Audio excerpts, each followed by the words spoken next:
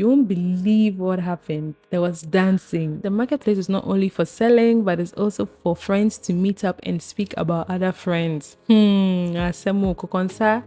Kokonsa oh. Some of these interesting codes. Weep no more. Speak the truth. Do before you die. Sunshine after rain. Fear woman and save your life.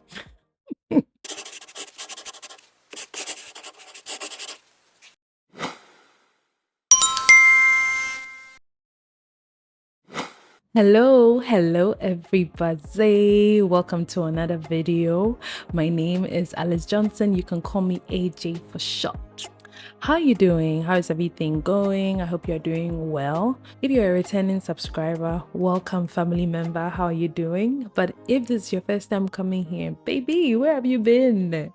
We've been waiting for you. There's a party up in here, especially in the comments. So do well to leave your comments. Feel free. No judgment zone. We just talk African content as per usual, and today is no exception. Today I'm going to be talking about an oldie but a goodie, definitely a goodie, and it's a film that was made in the 1950s. So stay tuned and let's get into it. So the film I'm going to be reviewing today is called Family of Ghana. It was shot in Ghana in the year 1958.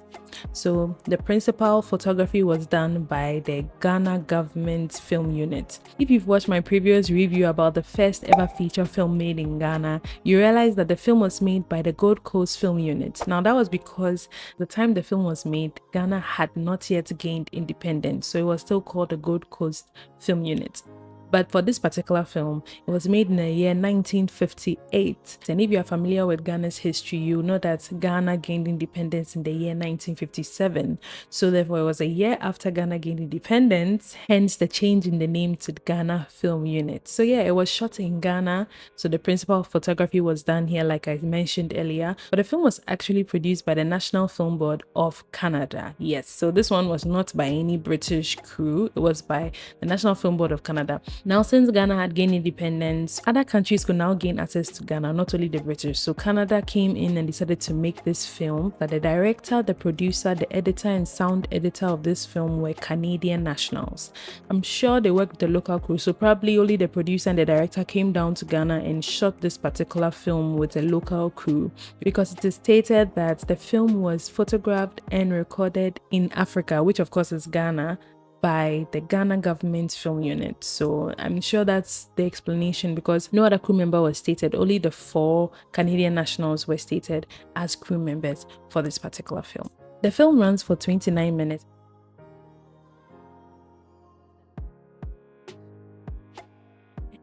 The story follows Kofi and his desire for a new intervention in their fishing so that they can get more fish, and something happens that leads him to the city. So when he goes to the city, he sees different ways that fishing is being done.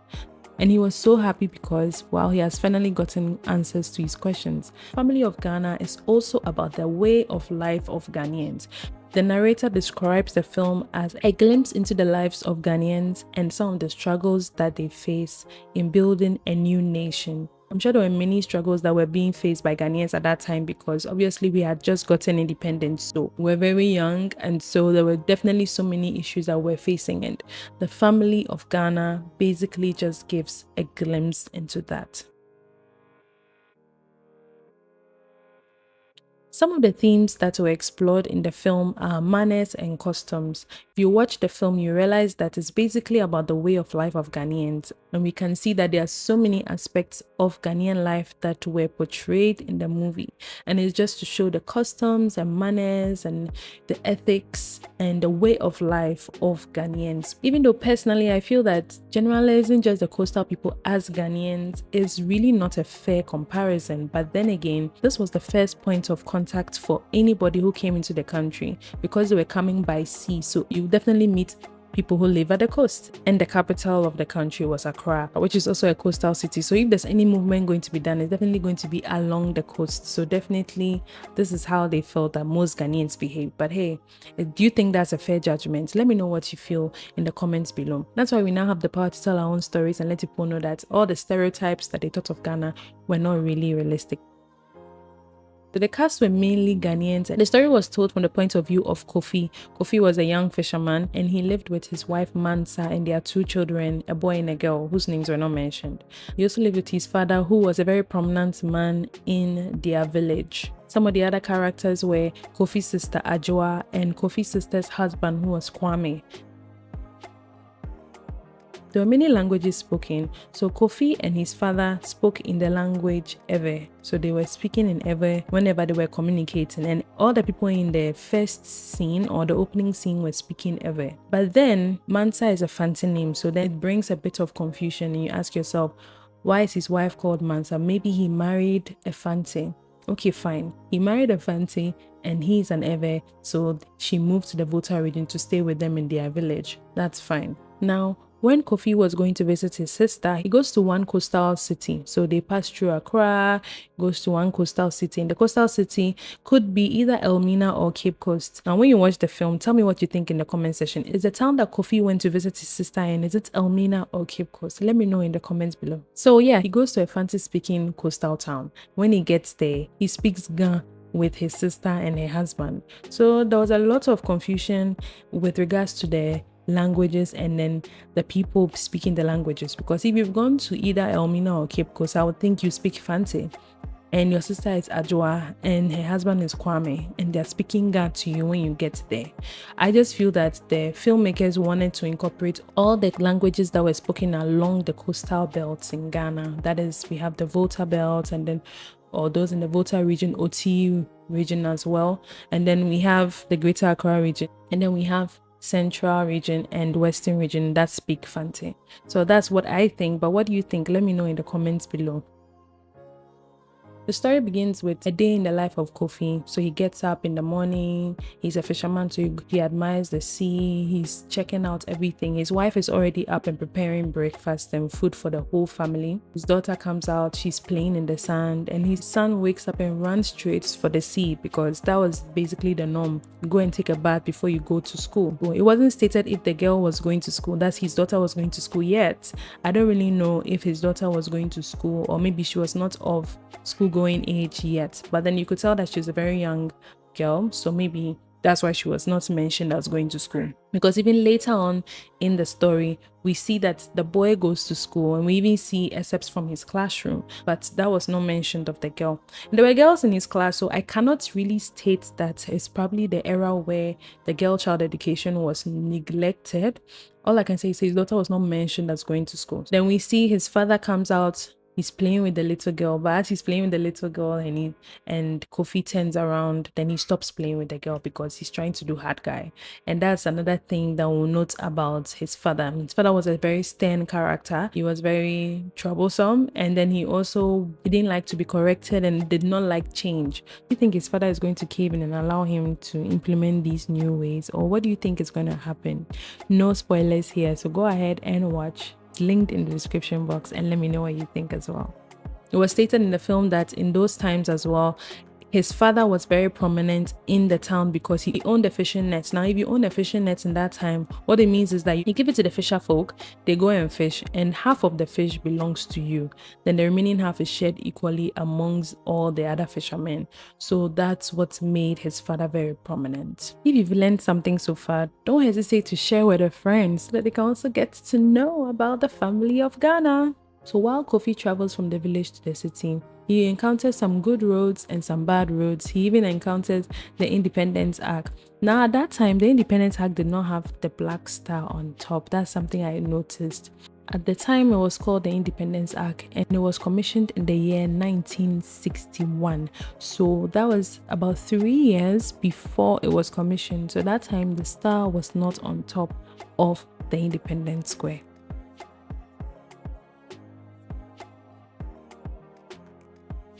There were so many symbolic elements. Kofi as a character represented change, and change in the sense that Ghana had just gained independence.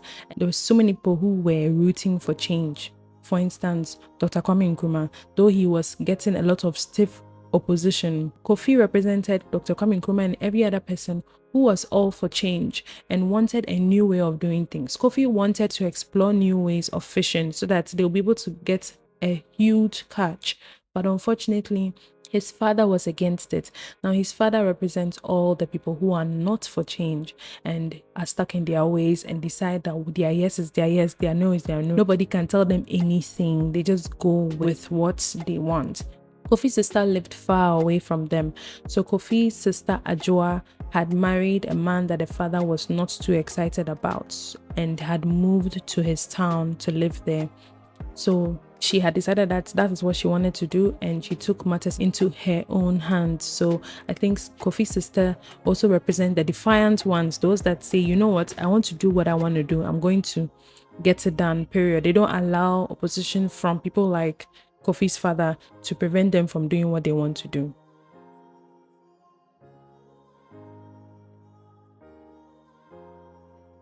As a Ghanaian growing up in the 21st century, what are some of the things that you can still relate to when you watch this movie? Some of the Ghanaian elements were customs and manners, which of course is the theme of this film. Kofi's father will wake up in the morning, and he was a traditionalist, so he will go and pray to the gods, and then he would continue on in his day. There are particular days that fishermen do not go fishing, and those days are called juju days, or there are days when the tide is high that they don't go fishing, and those particular days they decide to sit down and settle any disputes that has to do with fishing. So the stubborn Kofi's father being so stubborn, had a dispute with a man from a neighboring town that they had to settle on one of the days. It's still a practice in Ghana that there are certain days that you do not go fishing. So yeah, another thing was intercultural or inter-ethnic marriages. So we have different ethnic groups in Ghana. Till date, there are some issues that certain ethnic groups have against others. So many people from the older generations till date still have issues with their children marrying people from different ethnic groups. So yeah, it's definitely something, because Kofi's father was against his daughter marrying someone from a different ethnic group, and we still see it today. Another exciting thing I realized was the fact that we have chronicles, which is our public mode of transportation. These cars always have interesting inscriptions behind them. Some of them to today, when you're stuck in traffic, you just laugh at some of the quotes that some of them write. Some of them write their nicknames, some of them write very interesting quotes. And I saw that in this film as well. So it's not something that started today. It's something that has been a part of us. It's in our DNA. 14th to 15th minutes of the film, they showed some of these interesting quotes. Weep no more. Speak the truth. Do before you die. Sunshine after rain. Fear woman and save your life. Fear woman and save your life. Well, it's usually men who drive these cars, so I'm not surprised that they write things like that about women. If we had more women trotro drivers, you'll see the manner of things that they also write on those cars. But that's just by the way. What was written on the car that took him to his sister's place was, "It pains you. Why?" It pains you. Why? Why? Even today, I've seen some very funny ones like, "Don't call me." Pressure. And a whole lot. And some of them is just nicknames. Some to just put stickers of their favorite artists. But share with me some of the funny things you've seen on churches and taxis. I'll probably do a compilation and then post it out, because this is one of the things that makes us truly, truly Ghanaians. At the 20th minute mark of the film, you won't believe what happened. There was dancing. I'm telling you guys. This dancing thing is in our DNA. When Kofi got to his sister's place, his brother-in-law Kwame took him to a pub. When they went there were a number of people dancing, but those people were mostly lorry drivers, not fishermen. So they were dancing to the music, and the music sounded so similar to the one from The Boy Kumasenu. Maybe that was a genre of music that they enjoyed at that time. I'm not really sure. Maybe that's their Afrobeat or their hip life of now, but it was really, really interesting to see more dancing. And they were happy for a bountiful catch when Kofi returned to his town, and they were dancing Agbaja. So there was more dancing, of course, even though that was more traditional. It's one of the dances that is akin to the people of the Ewe ethnic group. Mostly those in the Volta and Oti regions are those that dance Agbaja. So while they were showing the excerpts where his son was going to school, I realized that in the classroom, they were being taught in the Ewe language. There was writing on the board in Ewe, and the children were doing recitations in the Ewe language. I personally feel that is one of the things that we should go back to as a country, because teaching children in the local language, being their mother tongue, it's something that they will be able to understand, and then they learn English as well as a language, because there's so many of us today who do not speak our local languages fluently, which is a problem because we are Ghanaians before anything else. Another thing I noted was while they were following his wife to show how the women also lived, they said, and I quote, "You can find all manner of things at the market, even for love potions." I said for boys and for girls. Asemo. They said the marketplace is not only for selling, but it's also for friends to meet up and speak about other friends. Asemo kokonsa. Kokonsa. Oh. So there you have it. Just a sneak peek into the film. I did my best not to give too many spoilers. Believe me, the film is interesting. It really shows a lot about who we are as a people, and I entreat you to go and watch it. But don't worry, you don't have to look too far. The film is linked in the description box of this particular video, so go ahead and click the link and watch it. I'll also link all the previous reviews I've done that I was referring to, so if you've not watched them yet, go ahead and have a watch and enjoy yourself while you do. If you have any questions, if you have any thoughts, any comments, don't hesitate. This is a safe space, okay? Feel free to write it in the comment section and I'll be sure to respond. And let's just get talking.